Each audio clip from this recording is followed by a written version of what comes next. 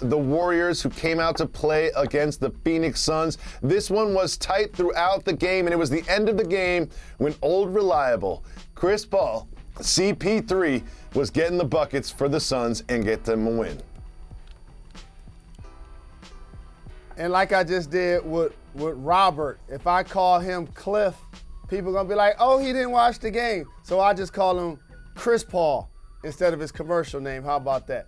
But in all honesty, with Devin Booker struggling from the floor, McGill Bridges playing good minutes, and Cam Johnson being out, this continues to be a thing that Monty Williams has done, and that's allow his young players to grow within the system.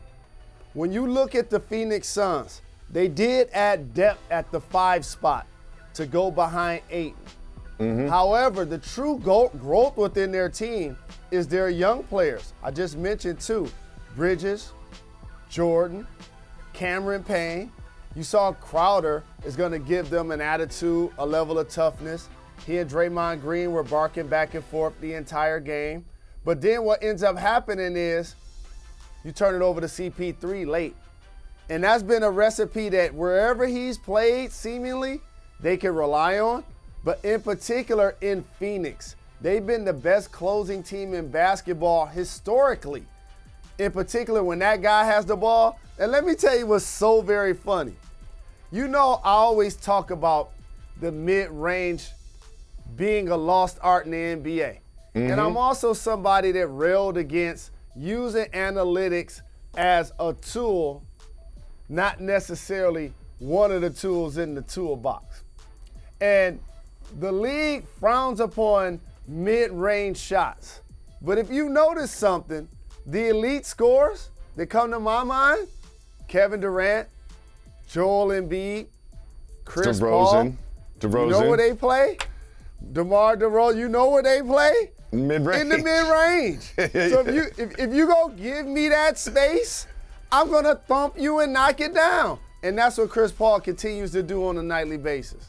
Yep, Giannis has really improved his mid-range game as well, and Chris Paul was flexing it last night against the Warriors. This team looks good. They look like the best team in basketball. They're clearly the best team in the Western Conference. But one thing that is worth noting from the Warriors side of the ball, Jordan Poole, former Michigan Wolverine, he has exploded this season. Last night he had 38 points, yes, in a loss, but with the development of him as another offensive weapon to go alongside Wiggins and the Splash Brothers and Draymond, can the elevation of Jordan Poole's game make them contenders in the playoffs?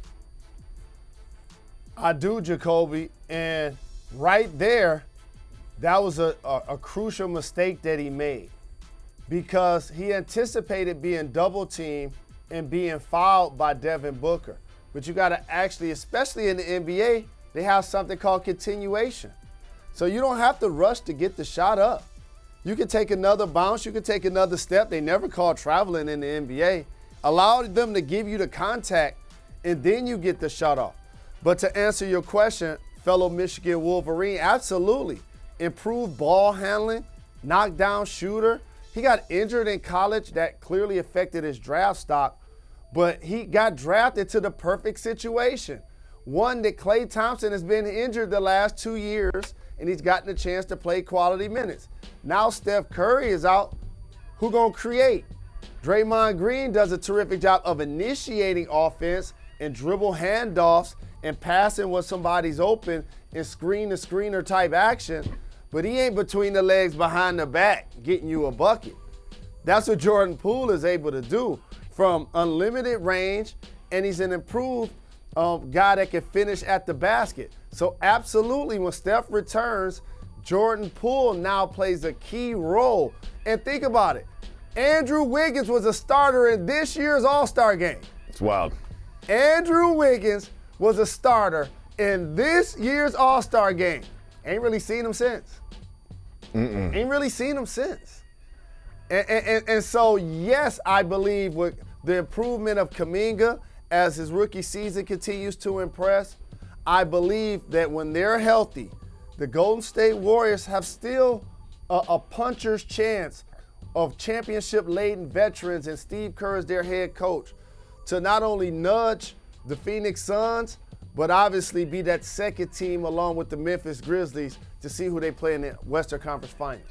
The key is if healthy. Klay Thompson wasn't himself last night. Steph Curry's in street clothes. Wiseman doesn't look like he's coming back.